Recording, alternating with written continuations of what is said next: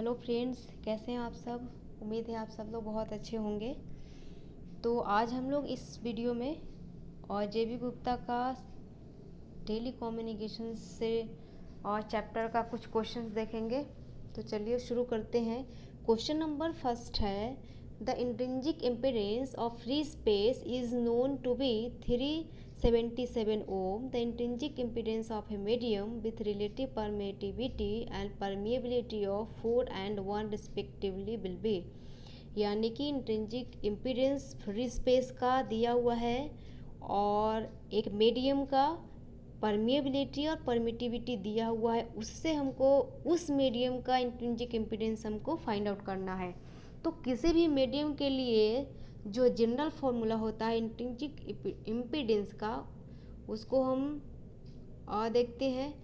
तो intrinsic impedance of a medium होता है रूट अंडर म्यू नॉट गुना म्यू आर बटे epsilon not into epsilon r, where mu not जो है वो परमिएबिलिटी ऑफ फ्री स्पेस और वैक्यूम, जिसका वैल्यू 4 पाई गुना 10⁻⁷ हेनरी पर मीटर होता है, और म्यू आर है वो रिलेटिव परमिएबिलिटी ऑफ मीडियम, जिसका वैल्यू 1 दिया हुआ है क्वेश्चन में, और ऑप्सलन नॉट है वो परमिटिविटी ऑफ फ्री स्पेस और वैक्यूम, जिसका वैल्यू 8.854 गुना 10⁻⁻12 फैराड पर मीटर होता है, और ऑप्शनल आर जो है वो रिलेटिव परमिटिविटी, जिसका वैल्यू 4 क्वेश्चन में ऑलरेडी दिया हुआ है।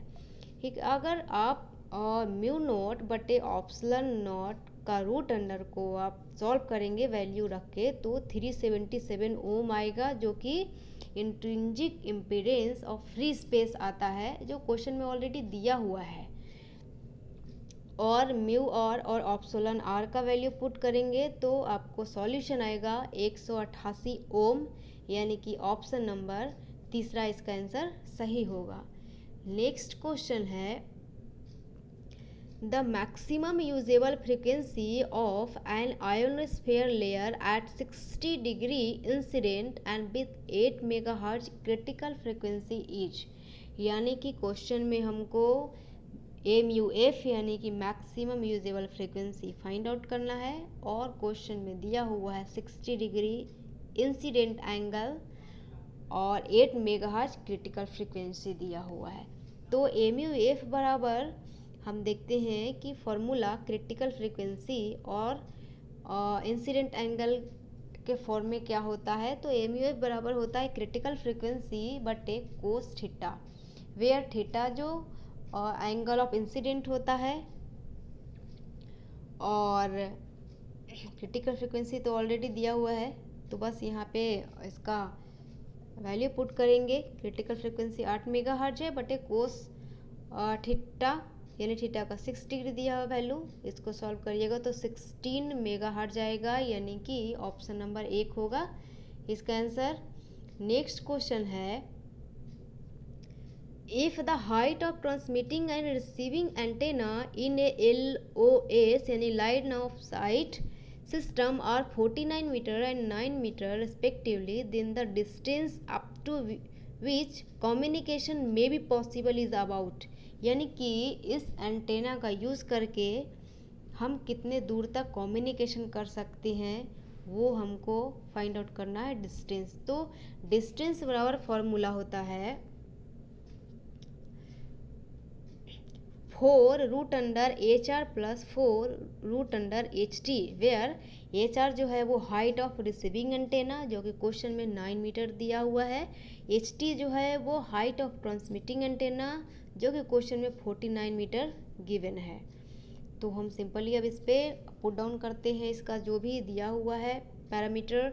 D is equal to 4 root under 9 plus 4 root under 49, 9 का आपको रूट आ जाएगा 3, 49 का 7, अब इसको हल करेंगे तो 40 किलोमीटर आएगा, यानी कि ऑप्शन नंबर 1 सही होगा इसका।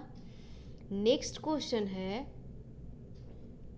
The electric field at A point from A transmitter radiating a certain power is 2.5 millivolt per meter if the transmitting power is doubled, the eight strength at that point will be about। यानी कि जब power को हम double कर देते हैं तब उस टाइम इलेक्ट्रिक फील्ड का स्ट्रेंथ क्या होगा वो हमको निकालना है। तो चलिए इसका सॉल्यूशन देखते हैं। इलेक्ट्रिक फील्ड मान लेते हैं E1 जो कि क्वेश्चन में हमको दिया हुआ है 2.5 मिलीवोल्ट पर मीटर। उस टाइम का पावर जो P1 है इज इक्वल टू मान लेते हैं कि P है। जब हम पावर को डबल कर देते हैं यानी P2 इज इक्वल टू तब 2P होगा। उस टाइम इलेक्ट्रिक फील्ड क्या होगा वही निकालना है हमको यानी कि E2। तो अब देखते हैं इलेक्ट्रिक फील्ड और पावर में रिलेशन क्या होता है। तो electric field is equal to होता है √30 गुना पावर बटे R²। ये टोटल का टोटल टर्म जो है वो √अंडर के अंदर में ही है, 30 गुना पावर बटे R²। तो यहाँ पे रिलेशन हमको इलेक्ट्रिक फील्ड और पावर में निकालना है। तो कांस्टेंट टर्मों को हम यहाँ से हटा देंगे यानी कि √30 और R² को यहाँ से हम हटाएंगे, सिर्फ और सिर्फ रखेंगे यहाँ पे हम इलेक्ट्रिक फील्ड और पावर को। तो इसमें रिलेशन जब हम निकालेंगे तो E1 बटे E2 बराबर P1 बटा P2 का √अंडर हो जाएगा, क्योंकि इलेक्ट्रिक फील्ड और पावर दोनों डायरेक्टली प्रोपोर्शनल दिख रहा है। इसीलिए E1 का वैल्यू हमको दिया हुआ है क्वेश्चन में 2.5 और E2 हमको निकालना है।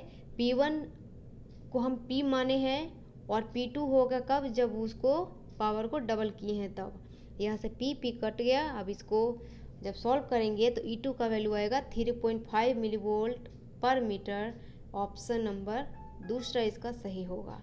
नेक्स्ट क्वेश्चन है, a vertical wire of a 1 metre length carriers a current of 1 ampere at 10 megahertz. The total radiation power is nearly।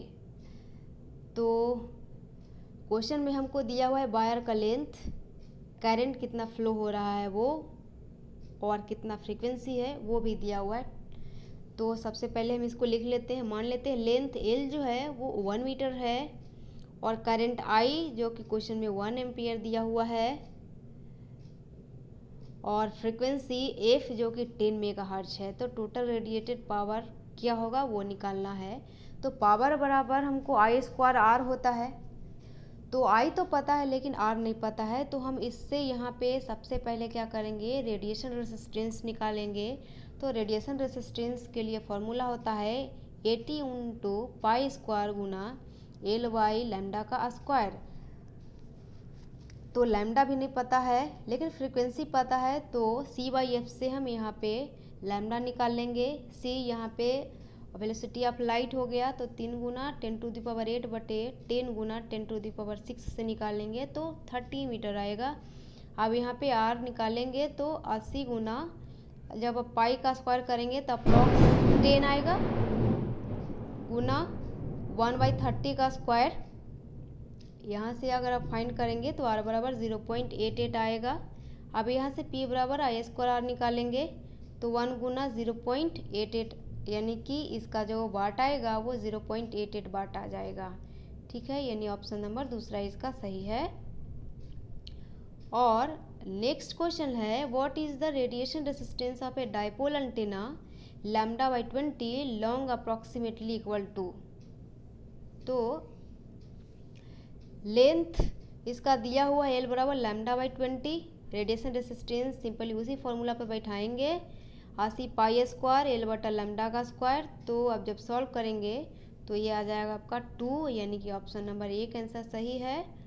और नेक्स्ट क्वेश्चन है, an antenna in free space receives 2 microwatt of power, what the incident electric field is 20 millivolt per metre RMS। The effective aperture of the antenna is, यानी कि effective aperture area हमको effective aperture निकालना है, sorry. तो RMS value incident electric field का दिया हुआ है 20 मिलीवोल्ट पर मीटर और रिसीविंग पावर भी दिया हुआ है PR मान लेते हैं 2 microwatt. Power density PD equal to formula होता है E² बटा N, या उसको आप जो बोलना है बोल सकते हैं, जहाँ की N यानी कि कैरेक्टरिस्टिक इम्पीडेंस है वो 120 पाई जो होता है फ्री स्पेस के लिए, यहाँ से हम क्या करेंगे कि PD यानी कि पावर डेंसिटी निकालेंगे। तो पावर डेंसिटी आएगा आपका 1.061 गुना 10⁻⁻6 वाट पर मीटर स्क्वायर। और इफेक्टिव अपर्चर बराबर फॉर्मूला होता है और रिसीविंग पावर और पावर डेंसिटी के टर्म में PR/PD। PR दिया हुआ है 2 माइक्रोवाट और PD निकाल के लाए हैं 1.061 गुना 10⁻⁻6 वाट पर मीटर स्क्वायर। इसको सॉल्व करेंगे तो आएगा 1.885 मीटर स्क्वायर, यानी कि ऑप्शन नंबर तीसरा इसका सही होगा। तो इस वीडियो में इतना ही।